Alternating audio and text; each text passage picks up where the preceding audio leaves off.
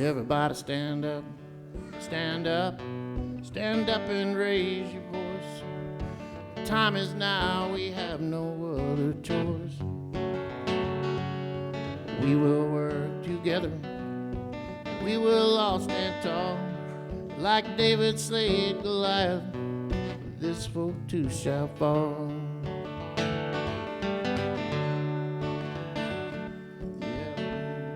Well, the sun shines so brightly on our little paradise. We plow and we sow in the fine knows of the things that have no price. But there's dark clouds in the distance, looks like they'll soon be here. We'll brave the storm, come the morning, the skies will all be clear. So everybody stand up, stand up, stand up and raise your voice. The time is now, we have no other choice. We will work together, we will all stand tall, like David slayed Goliath, this foe too shall fall.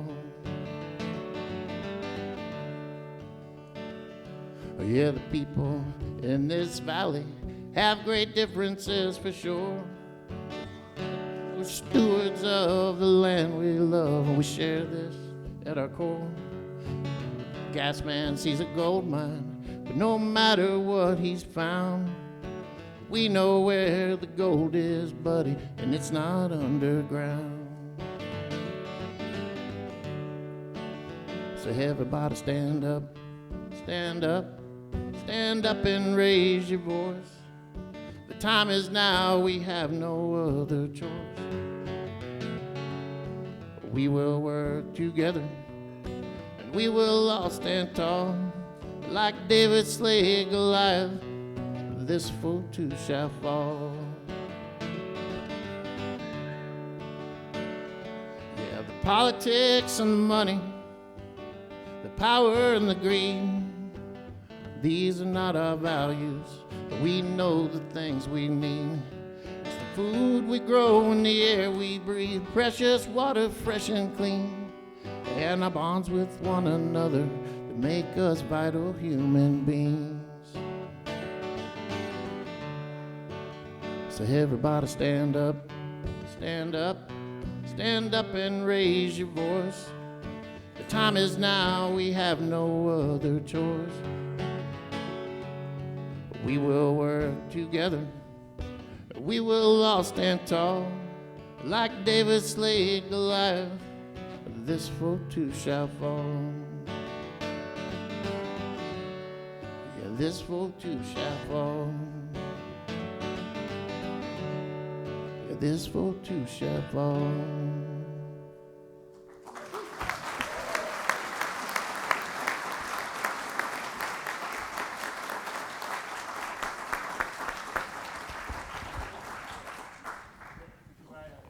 Oh, yeah, say something.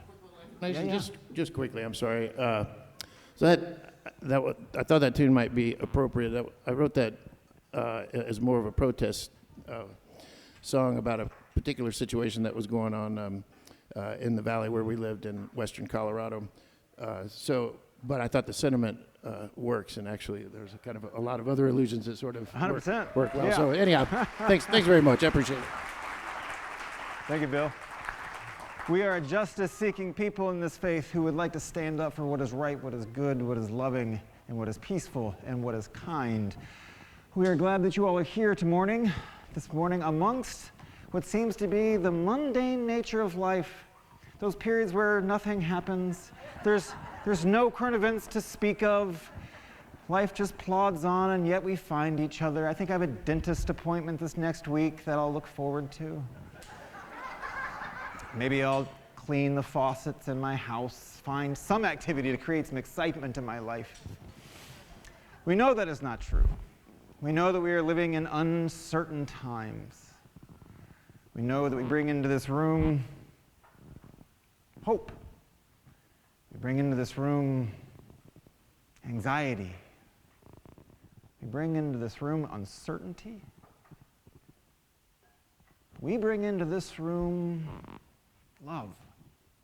We bring that into this room, and in doing so, we create a greater love together. So we are glad that you are here to be a part of this love that we create and then move out into the world in a real way, not an abstract love, but a love that calls us to stand up and be something in the world. So we welcome you here, and we are grateful that you have chosen to be with us here this morning. We like to say here that we welcome all people. We welcome you no matter your life story or the color of your skin, your sexual orientation, or your gender identity. We welcome you no matter the resources you have to share in the world. We welcome you no matter what it is that you hope for the world, as long as it is hope of love. We welcome you, whether you are a Democrat or a Republican, or independent or Green Party, or none of the above.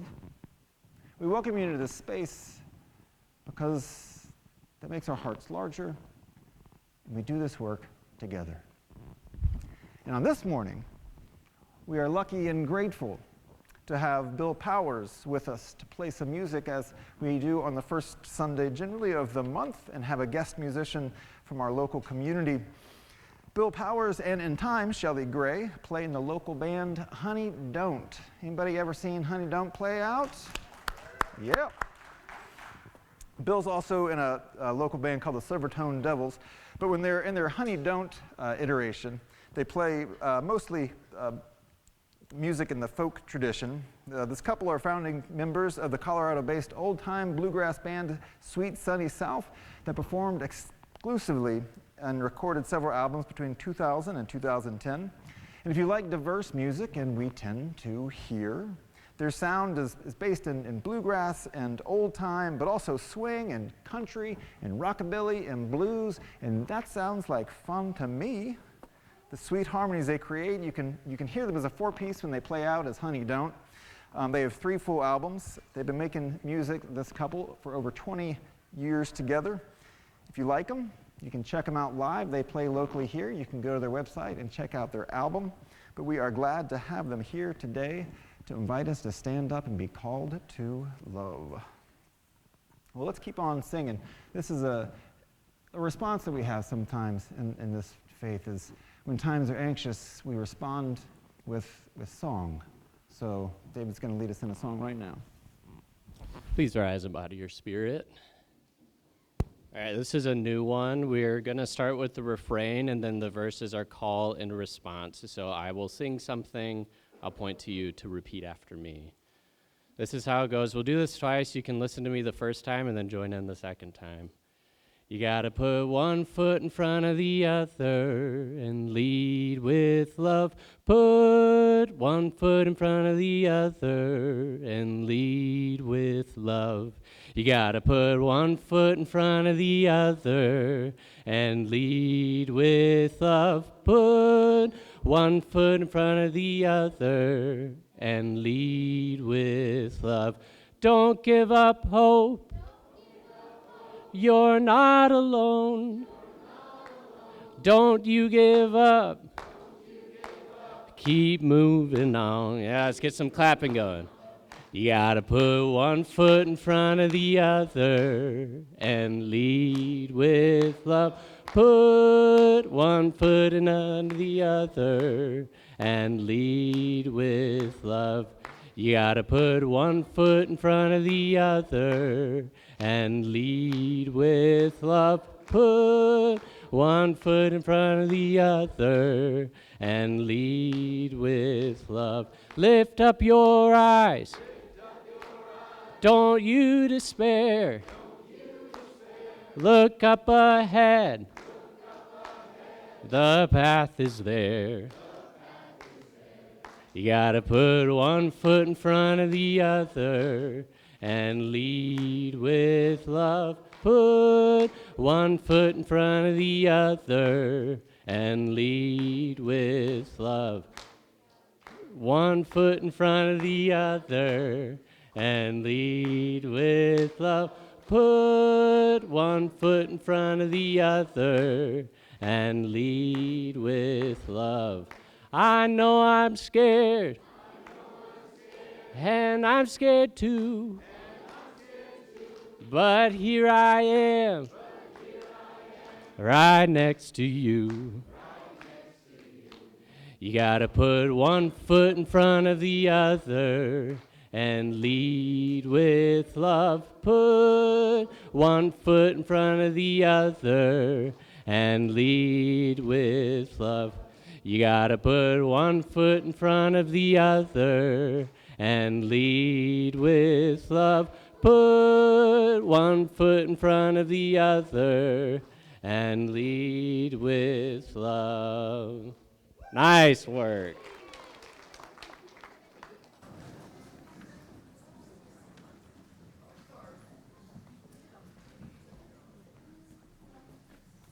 Good morning. This morning's reading is an untitled piece by Lisa Garcia Sampson. In these wild, historic, and uncertain times, we gather to remember who we are, who we belong to, and what we are called to do. As we light this chalice, we kindle the spirit of the great turning, the movement for justice alive in this nation today. May we feel it in our bones, and in the stillness of this hour, may we sense it calling our name.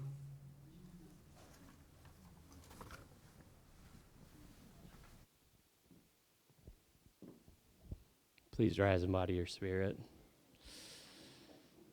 Spirit of life, come unto me. Sing in my heart all the stirrings of compassion. Blow in the wind, rise in the sea, move in the hand, giving life the shape of justice. Roots hold me close, wings set me free. Spirit of life, come to me, come to me.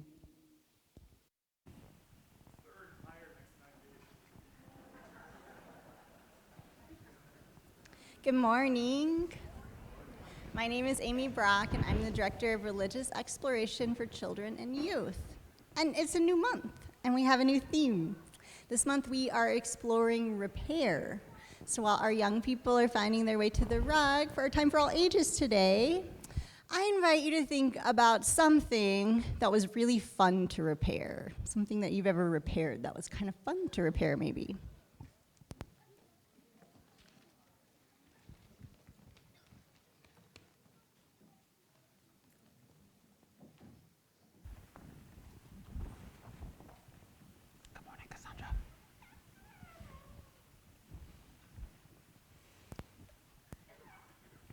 Did anybody think of anything that was really fun to repair? Has anybody ever built something with Legos and then broke it? My brother does that all the time when he gets Yeah, Yeah. all the time? Yeah. Then you gotta repair it. Yeah. Is it? just bends it into something else. Yeah. Yeah, and then you can build it into something else. It's totally true. Anybody else? Think of something else that you might have broken and then you put it back together and it was kind of fun to do that. What? I had like a bow and arrow thing, and my brother broke the string of it, and we just fixed it right up. Oh, broke a string to a bow and arrow or maybe an instrument, and then you get to put it back together. Bow and arrow. Yeah, very cool. Have you ever not told the truth to somebody? You did that? How'd that? Yeah. Well, everybody's gonna kind of have to raise their hand there. Slowly, yeah. Well, sometimes when we tell the truth, there's repair. When we don't tell the truth, there's repair that has to happen after that, like when you say, I'm sorry, or something like that. That happens. Well, that has to do with our story today. You ever have a story have like animals as characters, right? And they have traits that are humans, like they can talk, but they're animals? Well, that's not normal, but that's how stories go. Well, this story has 4 characters. Well, eventually a few more. But to begin with, 4 characters. It's a story about fire and water and truth and lies, right? So those are our 4 characters as we start. Fire and water and truth and lies.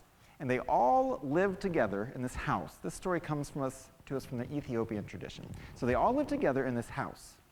And even though they're all together, they kind of keep to themselves. Fire tends to stay on this side of the house over here, and water tends to stay over here. They like to keep their distance, fire and water. In the same way, truth stays over here on this side of the house, kind of keeps to truth themselves, and lies stays over here because they don't actually get along that well, but they make it work because they all live together, right? So one day they all go out hunting to find some food because they eat, I guess. And truth and lies and fire and water go out into the plains, and they find all these cows and cattle, because I guess that's what they eat, and they drive them back into the area close to their house. And they're all so happy because they have things to eat now for a long, long time. And truth says, all right, well, how are we going to split this up? That's a lot of cattle. That's a lot of cows. How are we going to do this? I think we should divide everything evenly. And fire said, that makes sense. And water said, yeah, okay. And lies said, oh, I can do better than that.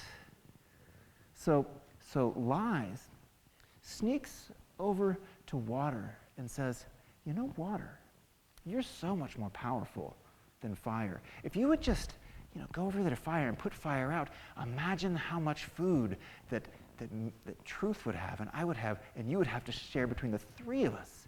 And water thought to itself, ooh, that does sound good. More food. Lies is right. And so fire goes over to water. No, water goes over to fire.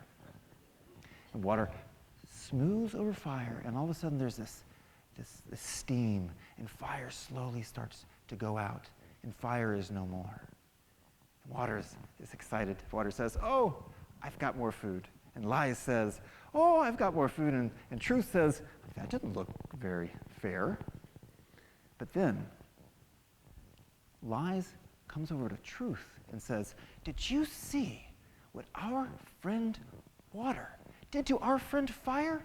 And he was so warm in his personality. He's always so nice. He warmed us up at night. And water just put him out. Water cannot be trusted.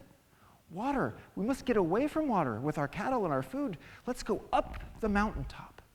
We'll go up where water can't be with us. And they did. Truth and lies took all the food and went to the top of a mountain.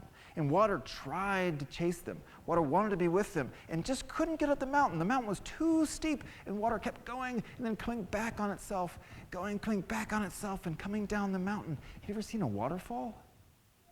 That's what water is. Water was falling down the mountain just like that.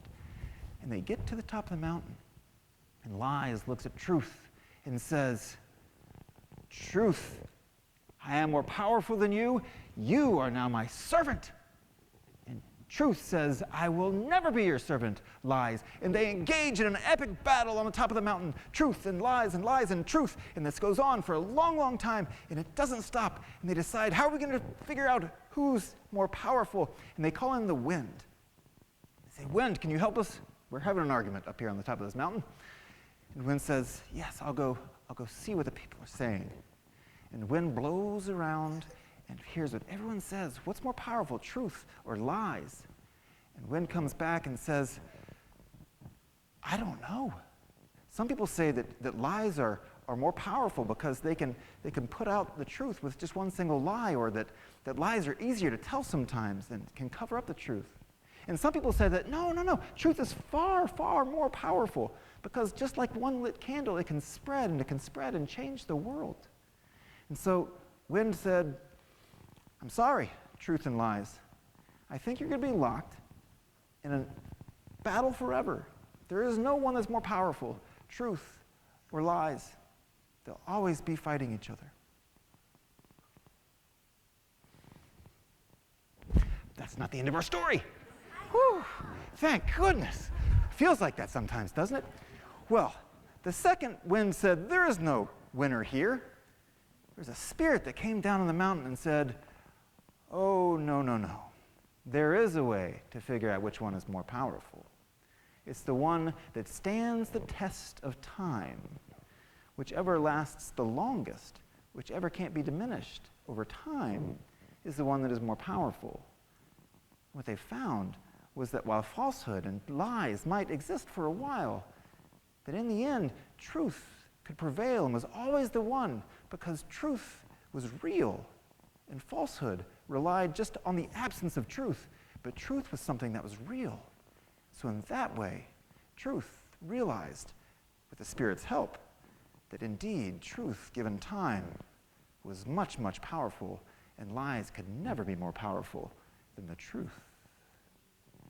Amen. Yeah. And that's the story of the fire and the water and the truth and the lies. Well, so it did sound like some of us have told lies before. And what helped when we told a lie was what? Telling the truth. Because the truth is far more powerful than a lie, even if a lie feels more powerful in a moment.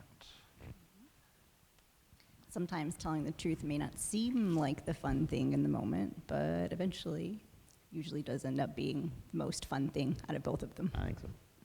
We're going to explore this more in our read today, but before we go, we need to say the Children's Covenant. Do we have the Children's Covenant? Yes. There we go. In this place I am kind. In this place I am loving. In this place I am a friend to the earth and all animals and people. In this place I am loved. All right, let's go ahead and make our arches. Oh, we give thanks for this precious day, for all gathered here in this far away, for this time we share with love and care.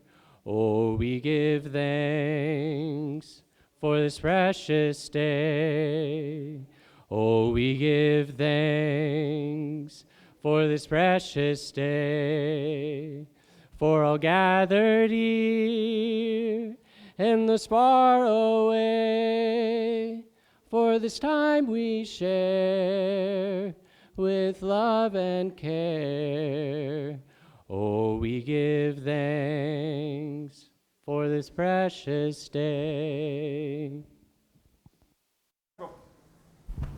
We have several pianists in this congregation, and none of them were here today.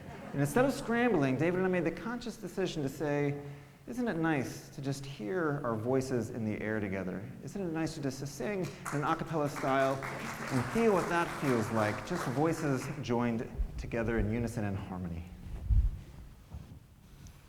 Good morning, everyone. I'm not Shayla, but I'm Carolyn Tate, and I'm subbing for Shayla to do the announcements today. So first off, welcome to everyone, especially to those on Zoom who have gathered with us from near and far. And one other little note is please join us after the service for coffee hour. Now, here's an important one, a friendly reminder to be sure to vote. I know you probably have, but it's just 2 more days. By Tuesday, November 5th at 8 p.m., your ballot must be deposited in one of the 12 official ballot drop boxes in Deschutes County, or postmarked by Tuesday, November 5th, probably around 3 p.m. if you absolutely can't make it to a ballot box. Better to take your ballot straight to the drop box, I think, at this point. Get your vote counted. Now, the sanctuary here will be open on Tuesday, November 5th for Election Day for you to find sanctuary here with one another. And there's no activities planned. It'll be self-directed events like conversation and reading. But the sanctuary will be open and available from 9 a.m. to 5 p.m. And please feel free to drop in throughout the day and stay as long as you like. Unfortunately, there's an error in the skyline today. The Why Unitarian Universalism Matters class is not on the 12th. It has been rescheduled, and the date will be announced. We want you to save the date for 2 more weeks. November 17th, after the service, the Diversity, Equity, and Inclusion group invites you to learn some tools that will help you traverse those difficult post-election conversations. So save the date for that. And some short announcements. Women's Connections has 2 opportunities for women to gather this week. There's a book club Tuesday at 9 a.m. here, and a gratitude gathering this coming Friday at 6:30. The Art Resources team invites you to the artist's reception for the new exhibition, Something to Celebrate. You and your friends can come and chat with the artists at the reception on this Thursday, November 7th from 6 to 7 p.m. And there's no prison reform meeting on Wednesday. That's been postponed as well. And my friends, remember, your joyful smile will send your blessings to all. Thank you.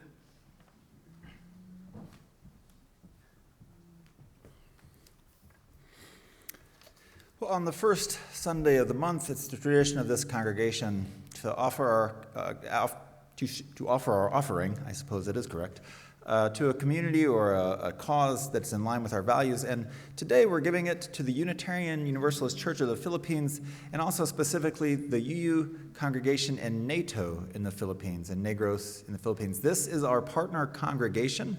Our partnership has been slow in going since the Partnership Council dissolved during COVID, and we're getting that work going again. And we want to be able to support them with our resources. So let me just share a little bit about the congregation in NATO. I was able to be there on my sabbatical. In the first slide, this is the small building with a concrete floor and no walls to the roof that is on the side of the road. Bam, there it is. And so much love happens in this small little building. Next slide. Here's the congregation gathered that day. I was with my friends from the UU Church of the Philippines, and we were going around the different congregations. And so they all gathered to honor us, and this is one of their ministers, Reverend Raniel. He's lighting a chalice for them, just like we do here. And they do, just like we do, gather. They all come in, and they all buzz, and they all are happy around getting together. Full generational congregation, just like ours. Next slide. This is Reverend Anna in front. They were singing us a welcome song. Her ministry is amazing. So what they do there is they connect the community. They try and live out our UU values as they understand them in the Philippines. They do women's advocacy work. They do farmers' rights work. And more than anything, they just offer each other the chance to be a community together and ground in the values of love and acceptance. Here is Reverend Lilia. She's also a ministerial intern. So this congregation has one amazing minister and 2 younger ministers to support their work. It's one of the reasons why they're doing such great work in that area. And it's a local farming community. And they even have visions of expanding and creating their own sister churches in that area. And as we often do, it's very amazing, the similarities. The life is very different, but they gather and they end by eating food altogether, as we often do here. Congregational life revolves around food. And here they all are, and some tall white guy over there on the right, looking incredibly tall. I promise, there's a slant there. I am not a giant, but it appears so in this picture. Wonderful people, so full of love and generosity. They welcomed us, and there are many congregations that we were in conversation with, but they just, because of the work they're doing and the way we could support them, and through conversation here, we decided, and with them, that a partnership with them would be mutually beneficial in relationship for all of us. And as we left, with the little resources they have, they offered us bananas, as they always do. It seemed right in line with their spirit. They did not have much in the way of money or finance or resource, but they had a tremendous amount in the way of sharing and generosity and giving. And here's a small little snippet of them singing a beautiful song to us. They were alive. They were really proud because they practiced this, so I share it with you with delight.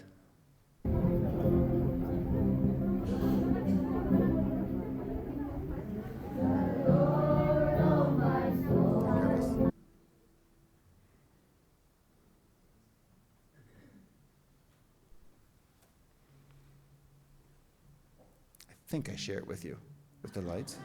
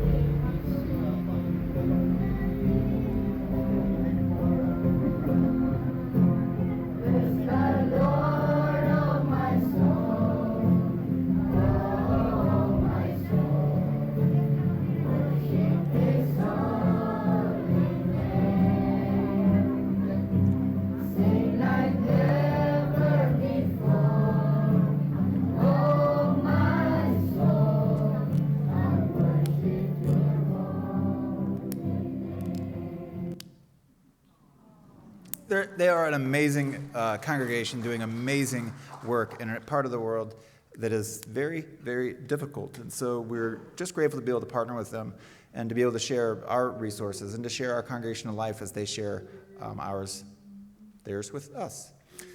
We passed the baskets too quick. We're going to pass them again so that you can get... No, I'm just kidding. We're not going to do that.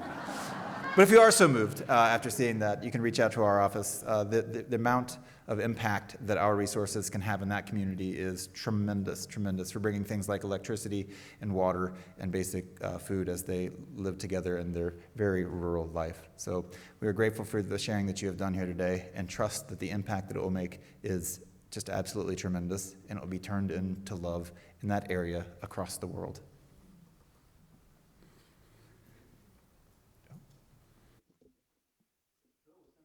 Bill was going to play while we passed the baskets, but the baskets moved too quick. So, but we're going to shift. Okay. Yeah. I do need to do a pretend, so I'm going to sit back here before my next tune. Sounds good. So I don't disturb anything. Perfect. Right? There's no. You're saying I'm not. No, that was it. Yeah. I was trying to figure it out. Right. Yeah. So, basket passing choreography in a congregational setting is more nuanced than you would think.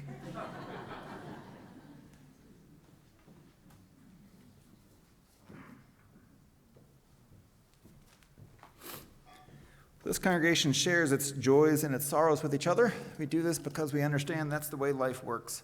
Sometimes we're full of joy. Sometimes we're full of sorrow.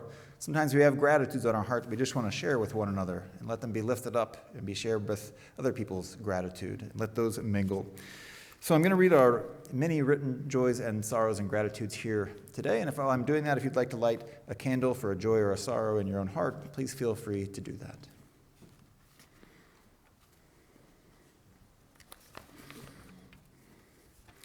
All right.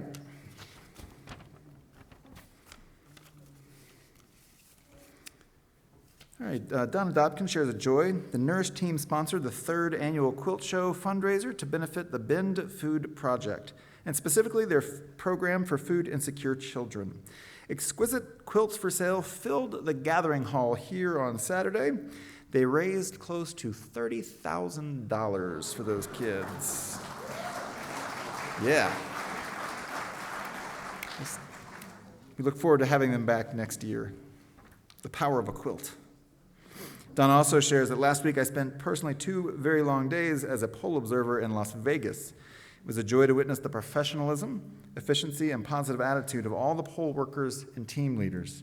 I am deeply grateful to these dedicated individuals for enabling the democratic right of each person to cast a ballot. We I think all share our gratitude for those poll workers and those people who are making sure that that right happens, those poll workers and team leaders. Peter Sachs shares an indescribable sorrow for my mom's sudden passing. gratitude and joy and sorrow in reflecting on the 42 years that I have with her. Gratitude to this congregation for welcoming and supporting her and Peter's dad, David Sachs. So our congregation has lost Bonnie, and we gather around David in this time of sorrow. We're here for you, David.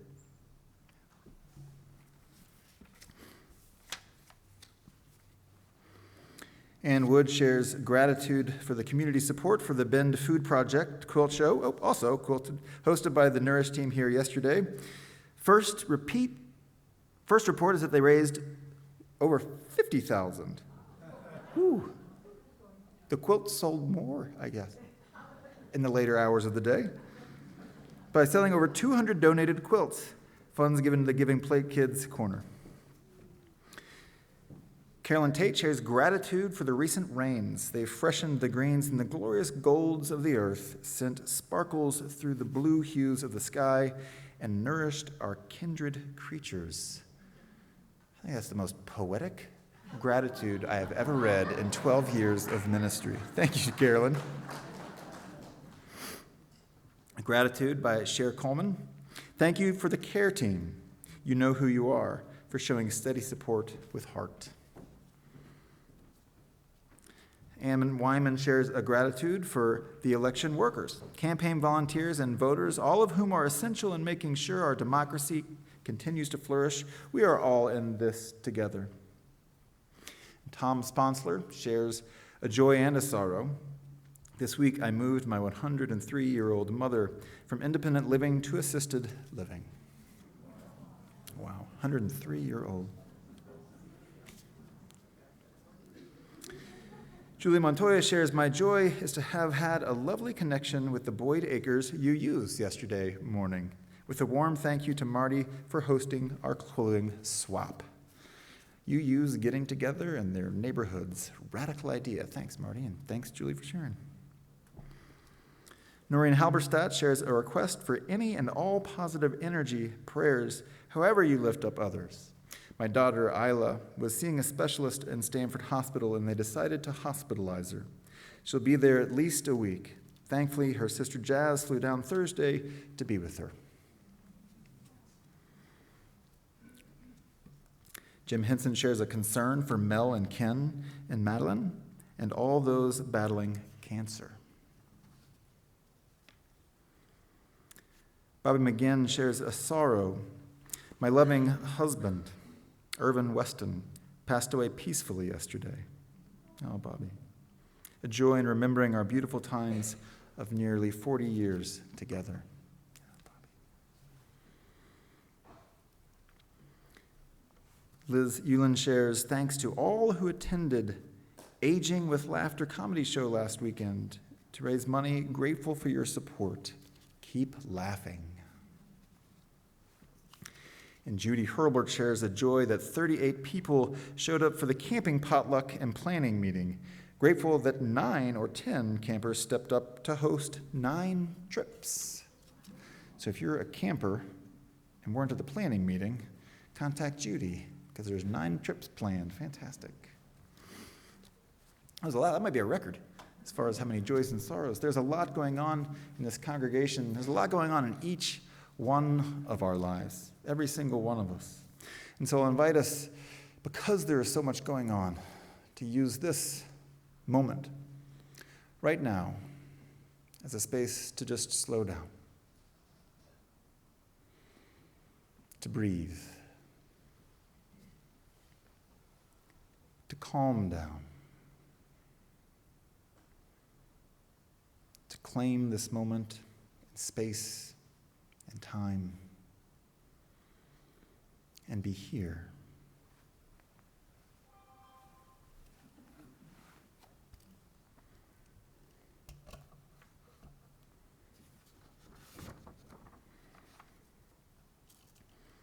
I'll share these words of reflection by the Reverend Laura Solomon, followed by a time of more just silent meditation and centering.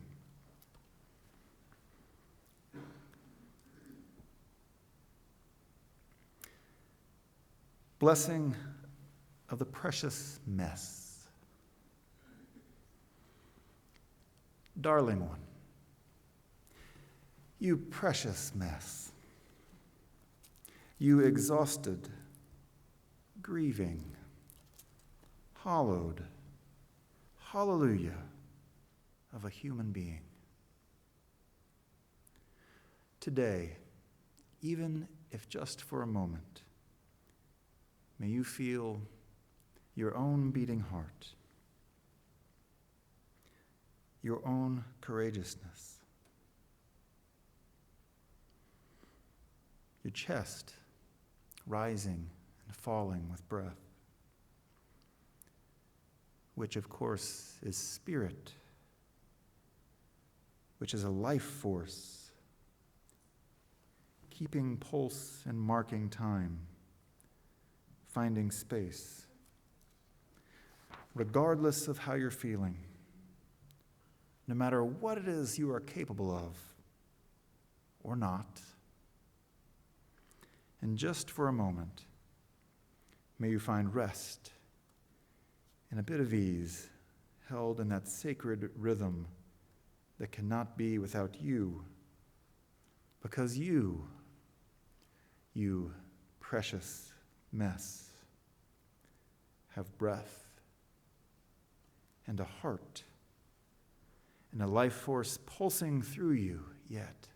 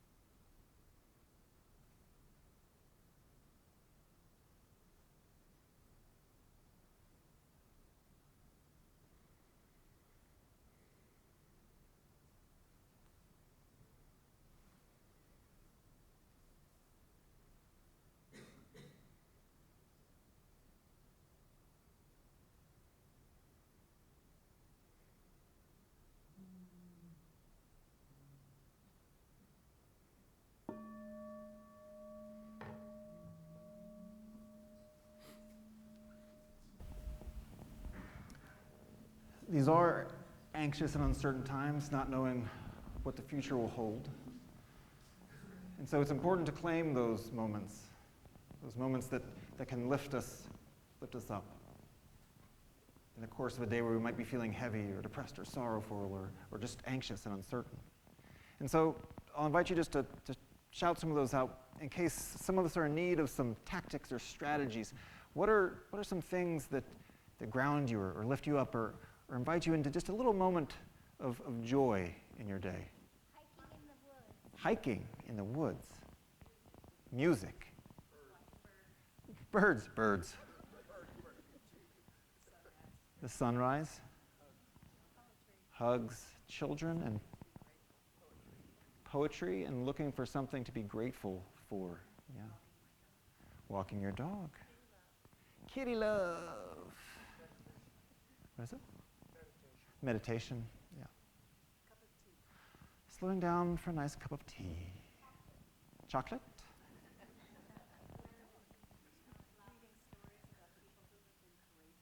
Stories of courageous people, yeah. Laughter. Conversation, and what was the grand? Being with your grandchild, yeah. A good book. A massage. Getting bodily. Swimming. Was it? Friends. Up here. Writing. Coming to church. Speaking. Making art. Exercising. Back in the body. Yeah. Getting on Zoom with family doesn't have to be in town, that's right.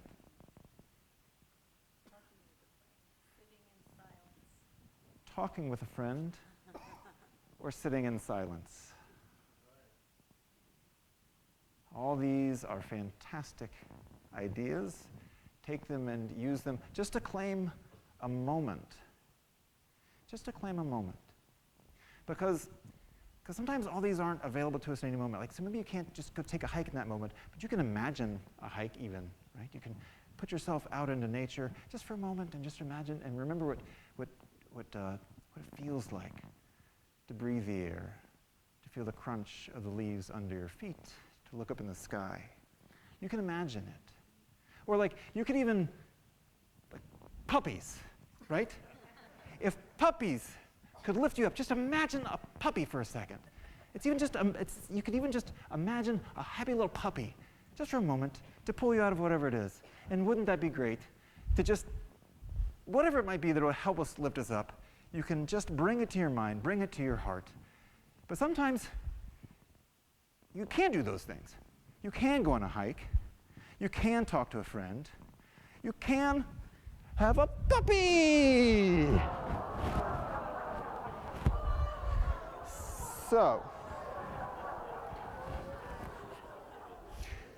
the thing is, we can share things, right? So if it's grief or sorrow, oh, here you go, Nancy, you can touch right there. Yeah. Oh, there's puppy connection up here. There's 2 dogs.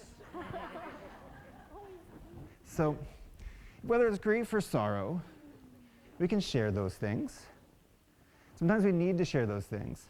Pain, sadness, anxiety, disappointment. When we share those with others, sometimes that can help lighten our load, help us feel seen and heard, not alone. If you're feeling like that this week, you can reach out to our pastoral care team. You can do that at any time if you just need to connect and need someone to listen. But our joyful things work like that too. We can share those. We can share what's going well in our life and trust that our friends will be happy to see us. We can share a fun story. We can connect over a cup of tea. And if you have a puppy, you can share your puppy. Yeah. This is Lily. Whose puppy is it? This is our puppy. This is Lily. We didn't get her just because these are uncertain times. But I do have this book called Poetry for Uncertain Times. It's notable in this book that it talks a lot about how we feel in these times, and it talks about strain and stress and our bodies and how it can be difficult. But it's notable that in that same book, Poetry for Uncertain Times, is an amazing section on affirmations and rejoicing, because that is so important to do in uncertain times as well. So I invite you in this next week to ground into whatever it is that can bring you some joy, that can bring you some love, and just take a moment, as we were invited in the reading, just take a moment to find yourself there. Find yourself there. And perhaps share it with someone else. We're here for each other. Come on. 3 months.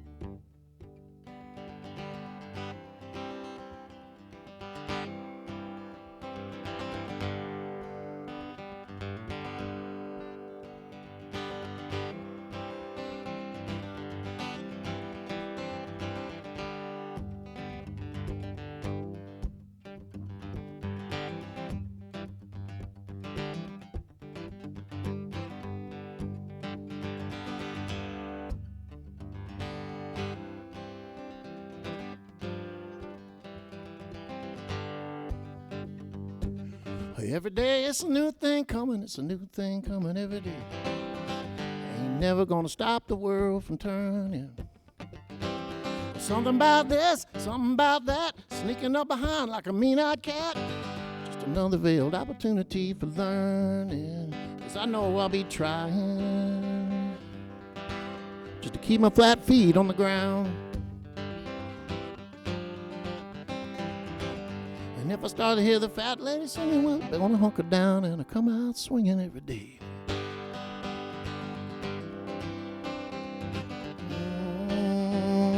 Every day, every day.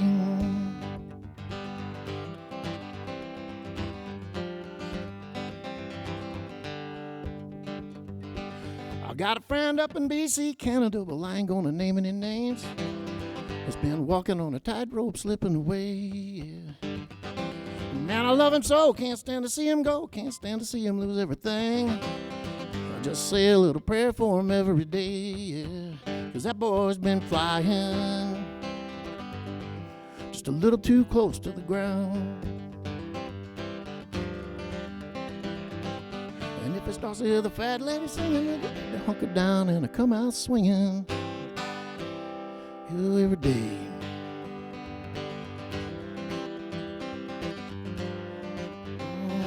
Every day.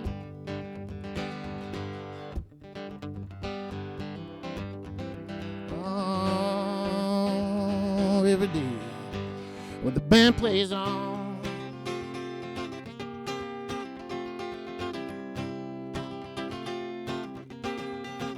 And the band plays on.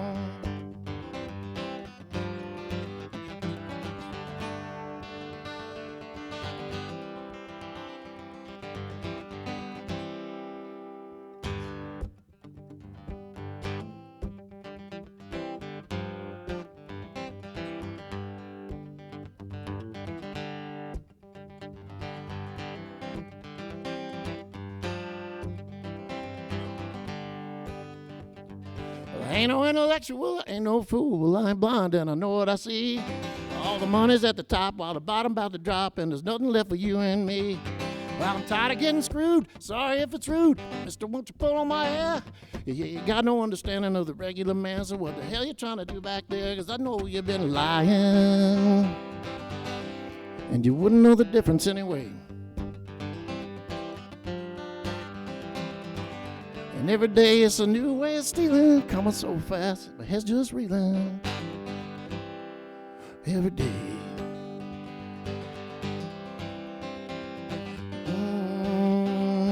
Every day.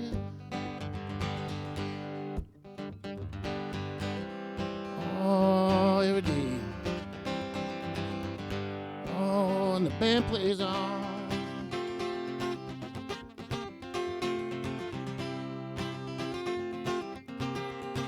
When the band plays on.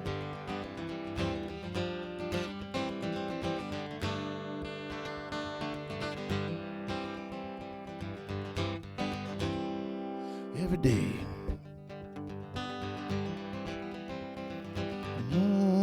Oh, every day.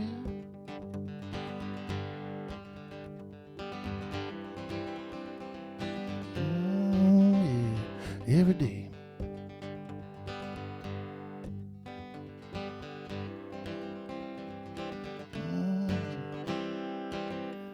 Got to come out swinging every day.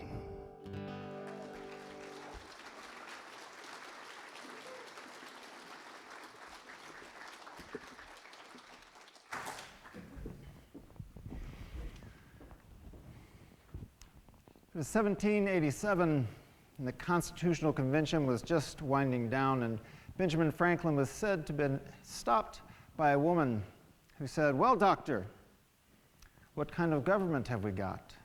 A monarchy or a republic?" To which Franklin replied, "A republic, if you can keep it." Franklin's response showed a skepticism that he and all the founders had in this grand experiment that they were creating. They knew that it was uncertain at best, because the idea of a republic had been toyed with before, but nothing like this.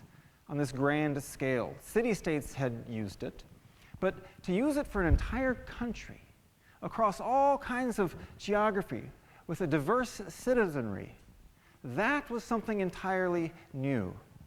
And they knew that it would be difficult to maintain the republic. And so what they did was they got pretty paranoid. And they were like, all right, how do we play the how can this go wrong game? And they started thinking through all the things that could happen to make this republic crumble. And so they did things like create 3 branches of government so that they could have checks and balance on each other. And then even within that, they'd create 2 branches of the legislature so they could check and balance each other. And they could watch the executive branch, and the legislative branch could watch the whole thing and respond to the whole thing. They did this because they knew it was going to be difficult. But what the founders also knew is that the whole project, the success of the republic, relied on something that you couldn't pass into law or write on a document or create by a set of limitations. They knew that what could make the republic last was to have a sustained civic virtuousness. That the citizens themselves would take on a stance of being virtuous. You can't pass a law that says be virtuous, but they knew that that's what would make the whole thing work. Now, the word virtuous, we don't use it too much anymore. In fact, it's kind of got this sometimes pejorative term, or oh, I'm being virtuous. And when was the last time someone told someone, I'm feeling very virtuous today? It's kind of fallen out of favor, or virtue signaling, right? We don't really use that word, but then it had a different connotation, right? It was used as a word of how people would be with one another and how they would, live out their ethics. But what they were talking about wasn't a kind of civic virtue that just said you'd obey the laws, be a trustworthy person, fulfill your obligations.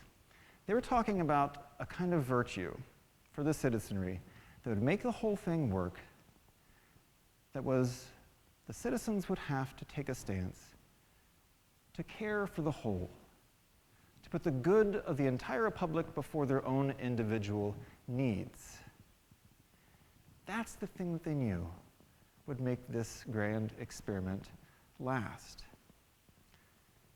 And how would this happen? Could we trust the politicians to be virtuous? Well, they quickly found that wasn't going to be maybe the best way. They needed another method, right? Washington knew quickly that divisive partisan politics was going to be the destruction, and then he watched it happen. So he's like, well, we got to find a new method. And so the idea was churches could be the place where people practiced and lived and learned about their moral life. And so the government really, they were like, okay, we're going to govern, and because we need people to be civically virtuous, we'll trust that the churches are going to shape their character, and then they'll enter into public life, and they'll look for the good of the whole, and that will protect what we have created. Well, that worked for a little while. Washington even went to church twice a day, not being a believer in the Protestant or the Catholic Church, because he thought it was good for people to see politicians in church to give it more importance.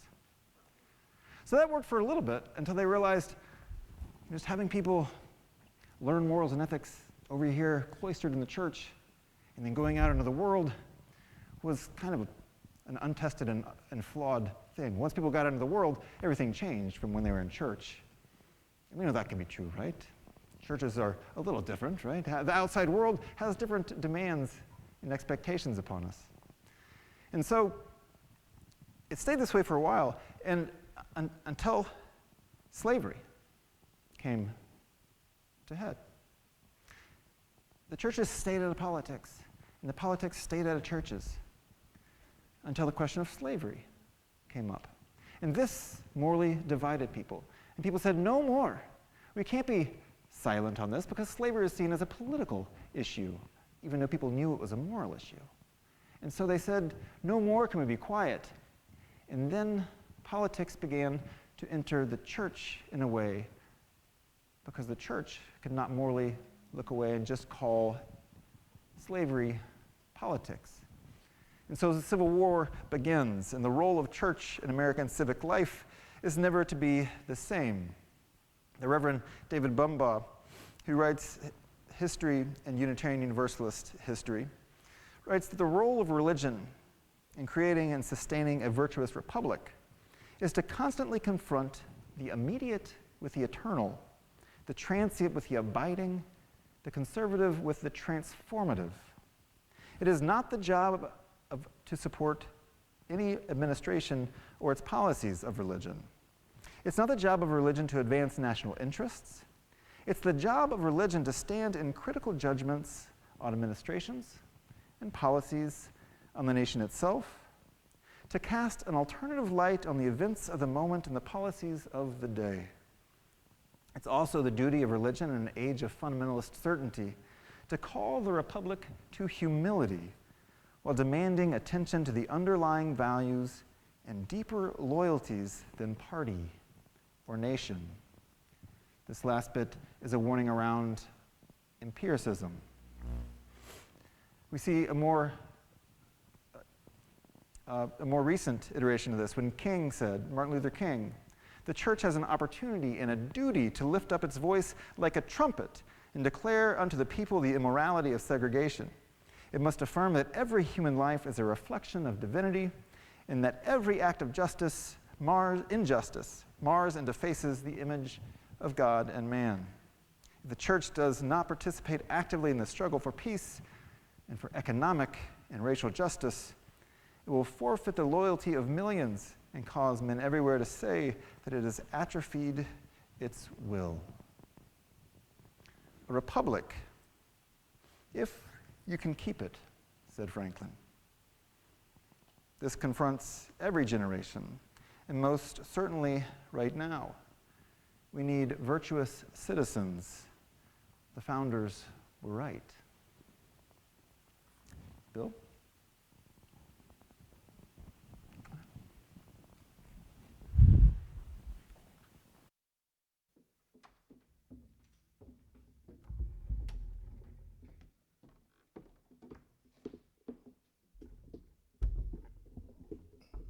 I'd kind of forgotten that I needed to retune the guitar for that middle song, so in a way that might not have been the greatest choice, but hopefully that wasn't too disruptive. Hi, guys. This is a little nerve-wracking for me. I mean, I perform all the time, constantly, in fact, but not so much like this. I'm usually kind of over to the side in the dark.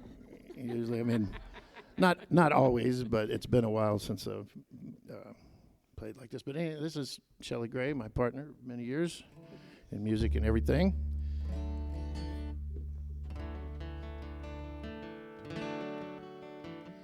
This is a tune that we recorded on our first record. It was something that I wrote to try to keep myself from being as cynical as I could be sometimes. So it was like my own little mantra that I try to get back in touch with if things were getting out of whack. It's called For the Sake of Love, and there'll be a point in the tune towards the end, or at the end, where you're welcome to sing. It's not, and it's just kind of a humming type of a singing. You don't have to, there's no words to know or anything. So anyhow, we'll get started here.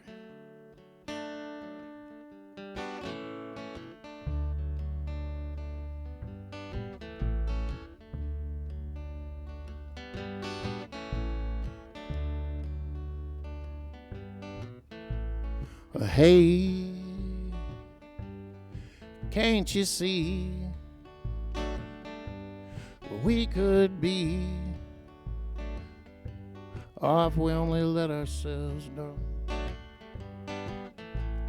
Love, sweet, sweet love, well, it waits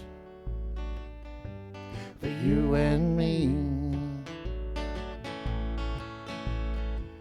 Let's sing one more time for the sake of Saint Valentine.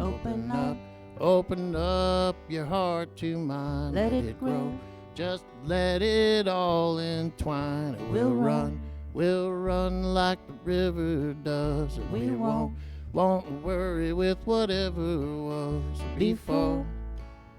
We sang for the sake of love, and I know the world's a mess. Spinning ball, big spinning ball of pain and stress. And you know, all you could do is do your best. Let it go, let go of all the rest, and you'll see the bright stars shine.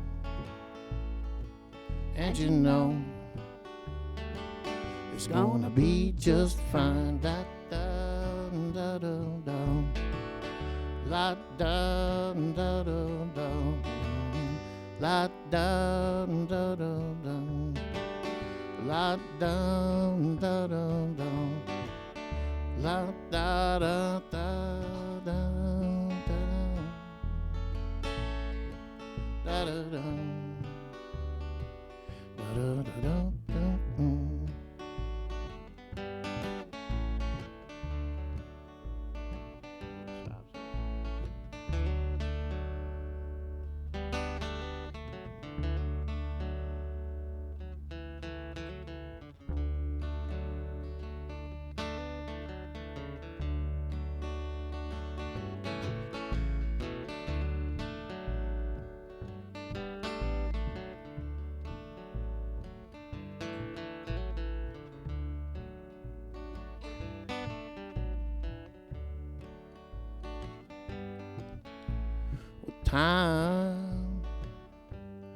Time is a thief,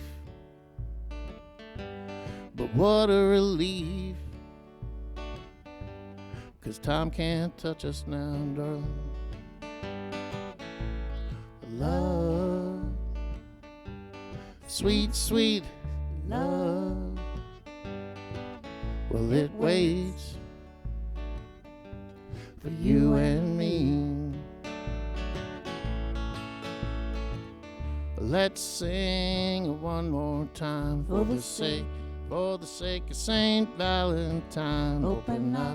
Open up your heart to mine. Let it grow, just to let it all entwine. And we'll run like the river does. And we won't worry with whatever was before.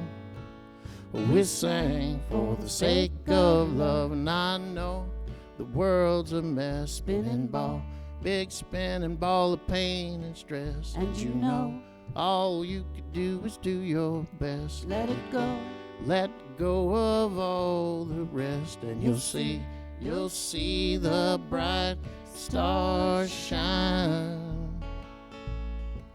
And you know, it's gonna be just fine.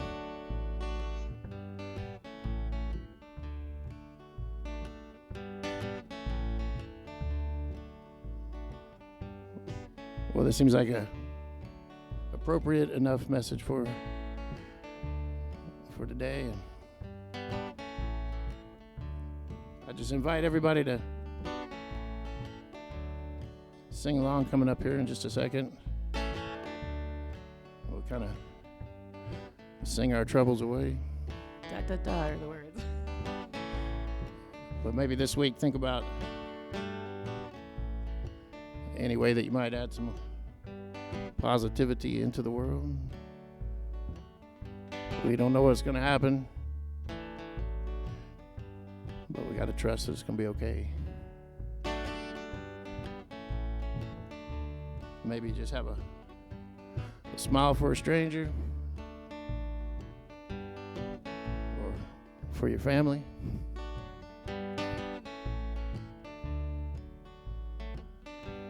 And then we could sing la da da da da, la da da da da, la da da da da, la da da da da da, la da da da da, la da da da da. You can sing harmonies too if you want. Da da da, da da da da da, da da da da da, da da da da da, da da.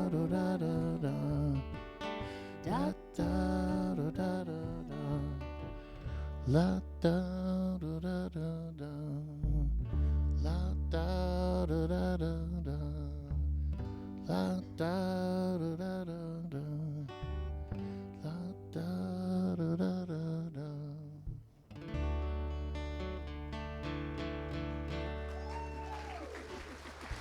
Thanks, you guys. Appreciate it. Welcome, Shelley. Thank you.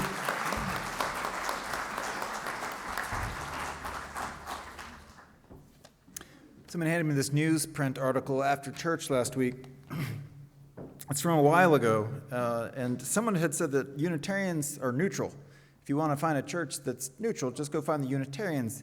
And the local minister took issue with it and said to be neutral about religion is not what we do. In any religion, to be neutral is to be an observer, not a participant or practitioner. We are a choosing people.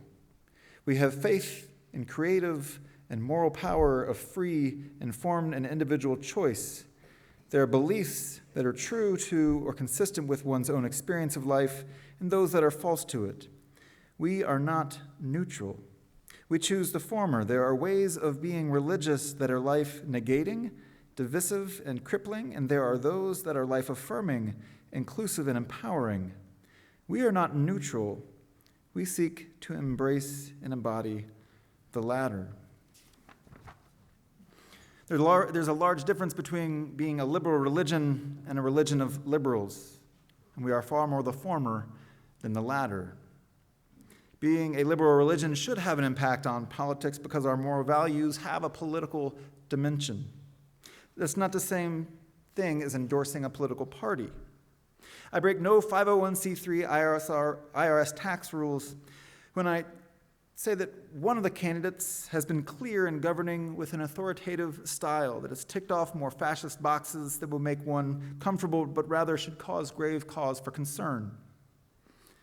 I break no tax laws when I chime with the New York Times offered us that we should believe a candidate when they say that they will prosecute their enemies, order mass deportations, use soldiers against citizens, play politics with disasters, abandon allies, and also that proclaiming he will be a dictator on day one, but only day one, and protect women when they like it or not.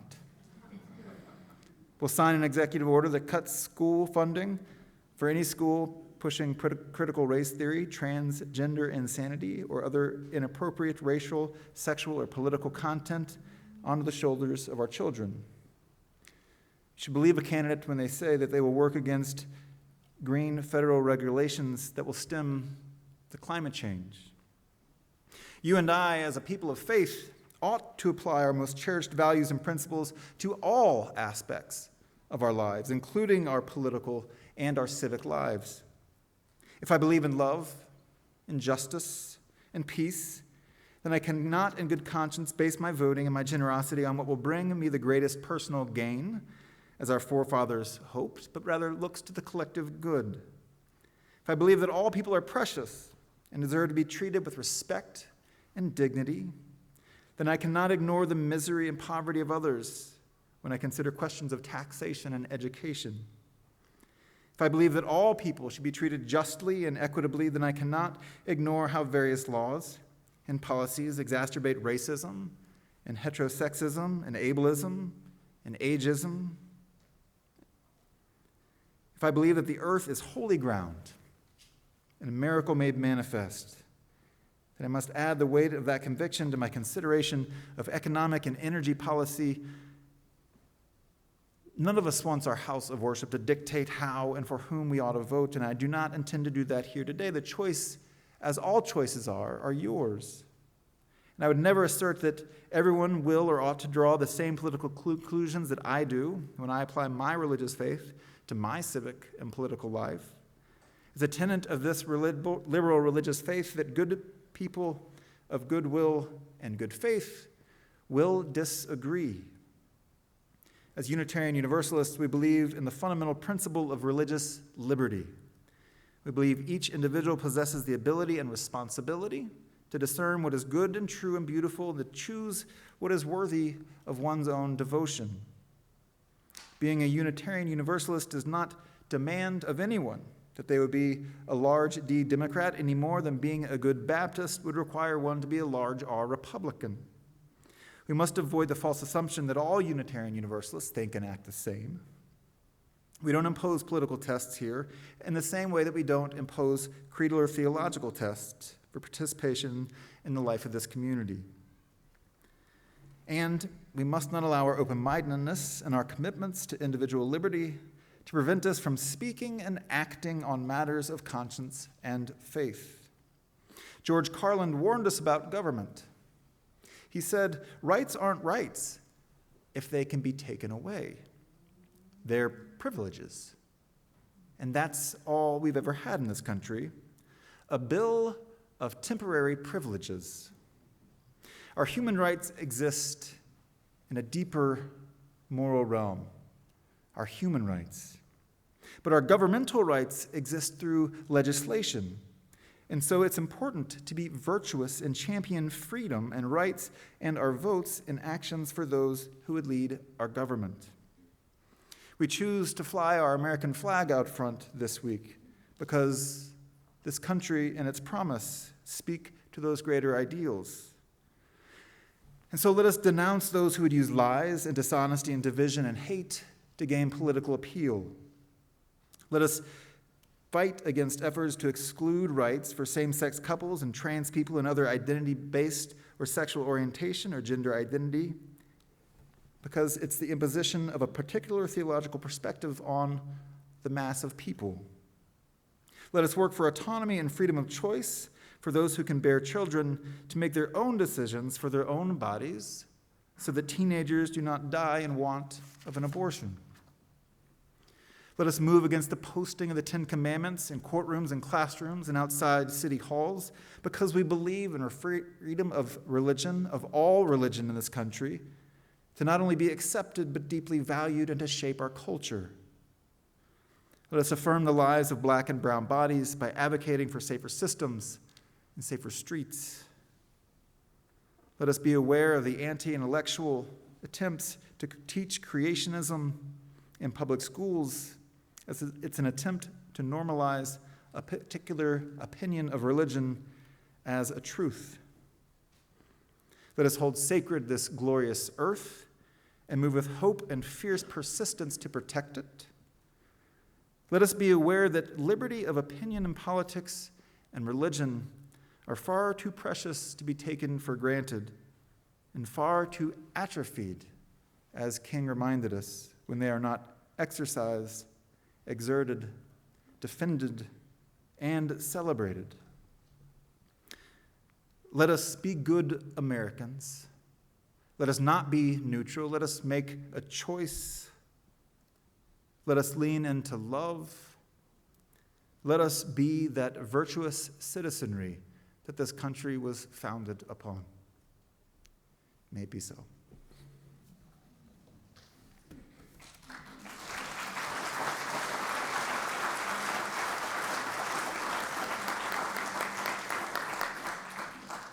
Will you please rise in body or spirit as we say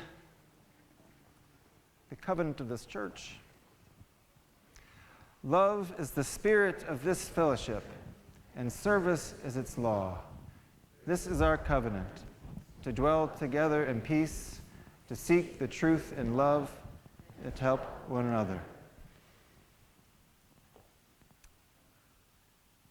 La da da da da da, la da da da da da, la da da da da, la da da da da da. 4 more times.